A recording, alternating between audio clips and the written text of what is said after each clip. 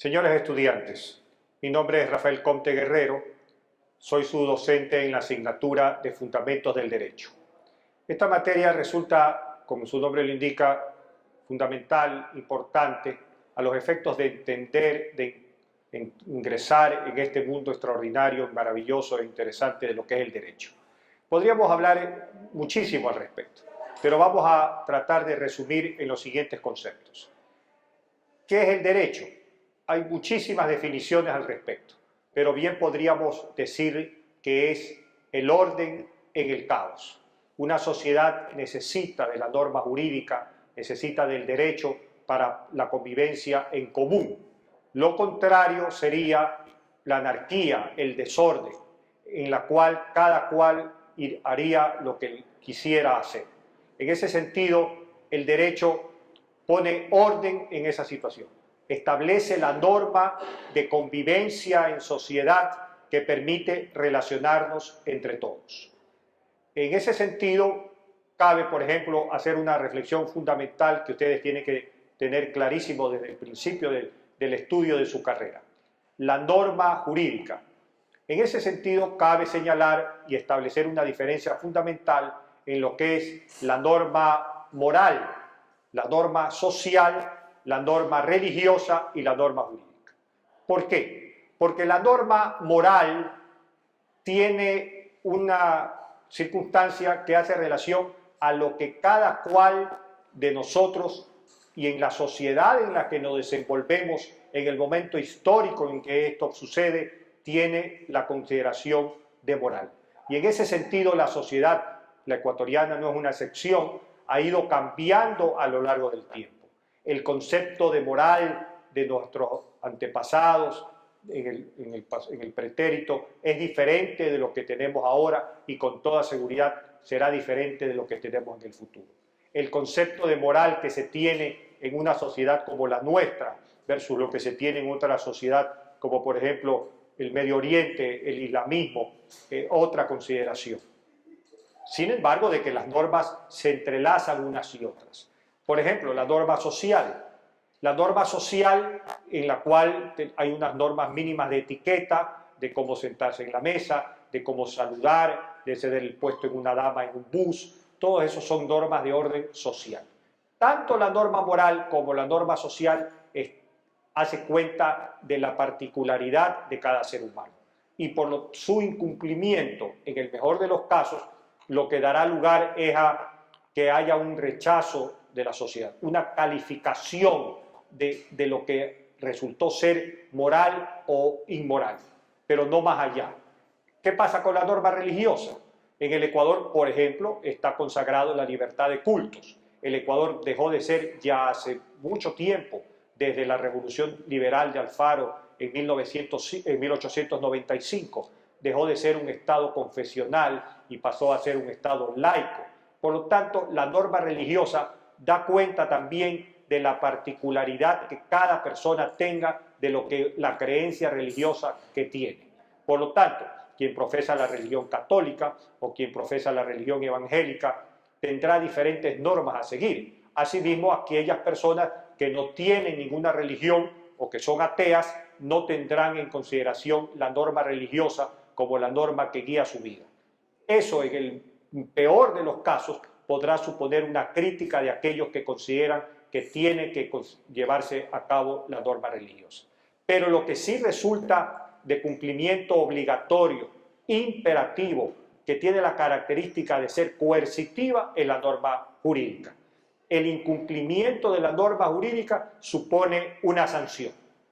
Es decir, la vida en sociedad se rige por la obediencia, el cumplimiento, el desconocimiento de la misma no hace que quede exenta de la sanción que acarrea su incumplimiento a quien la comete. Eso es una norma fundamental del derecho. Y en ese sentido, el incumplimiento de la norma tiene una sanción.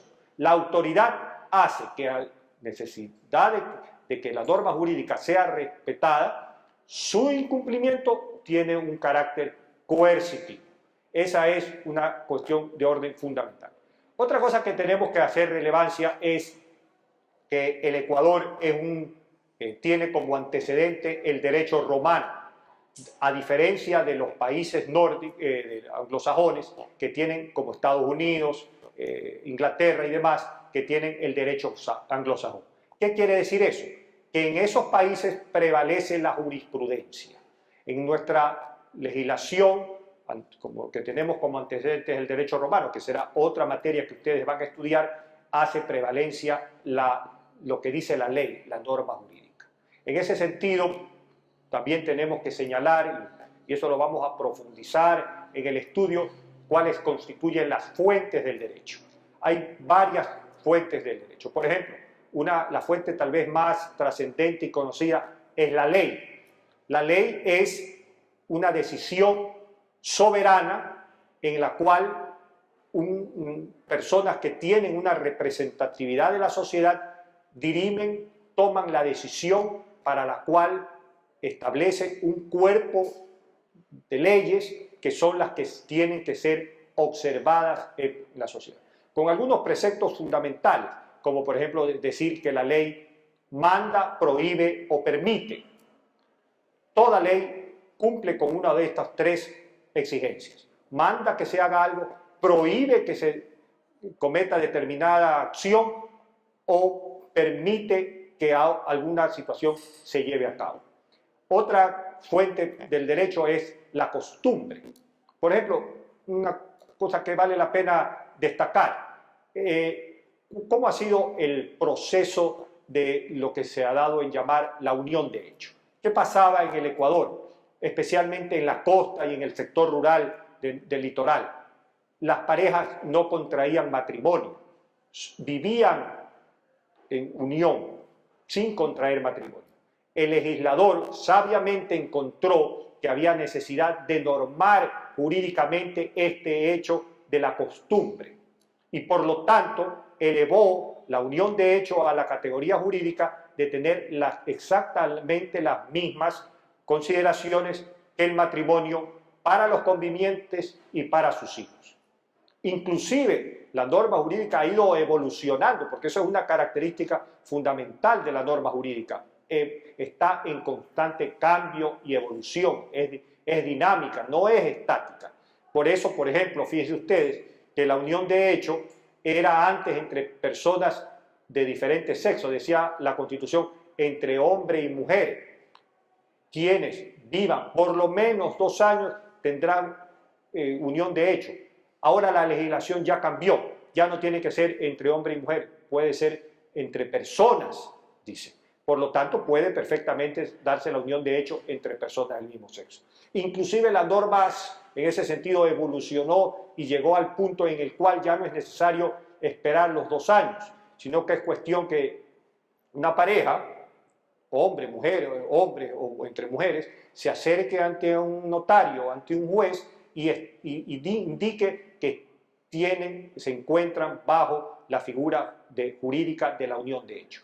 Inclusive, con una circunstancia adicional e interesante, el estado civil de las personas es casado, soltero, viudo, divorciado, y también ahora en la cédula va a decir unión de hecho. Es decir, lo que les quiero resaltar con esto es lo cambiante, lo dinámico de la norma jurídica. ¿Sí?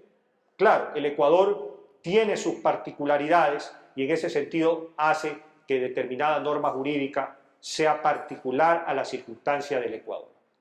Por ejemplo, en el Ecuador está prohibido por norma constitucional el matrimonio entre personas del mismo sexo. Dice específicamente la norma constitucional que el matrimonio será exclusivamente entre hombre y mujer.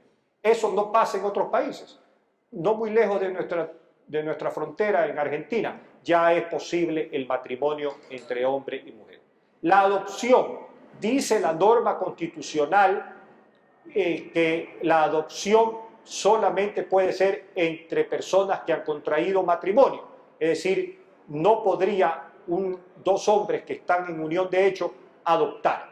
Eso, sin embargo, en ciertos países de Europa ya es posible. Lo otro que vale la pena resaltar para que quede como un precepto jurídico fundamental que luego será desarrollado oportunamente es la prevalencia de la norma. que está en la jerarquía jurídica. Lo primero son la Constitución y los tratados internacionales que el Ecuador ha suscrito y que no se oponen a la norma constitucional. Luego vienen las leyes orgánicas, luego vienen las leyes ordinarias. Ya verán en su momento ustedes cuál es la diferencia entre una ley orgánica y una ley ordinaria. Luego vienen, por ejemplo, las ordenanzas regionales, las ordenanzas distritales, luego vienen los decretos ley, luego vienen los reglamentos. Fíjense ustedes una cosa muy interesante. En el nuevo paquete de enmiendas constitucionales que el presidente de la República va a enviar a consideración de la Asamblea, cambia el orden jerárquico de las leyes, pone los decretos, leyes y reglamentos por encima de las ordenanzas regionales y las ordenanzas distritales. Eso ya supone todo un cambio muy interesante que no puede pasar desapercibido en cuanto a la jerarquía de la norma jurídica. Es decir, en la materia que ustedes están empezando a conocer, fundamentos del derecho, ¿cuál es su objetivo central?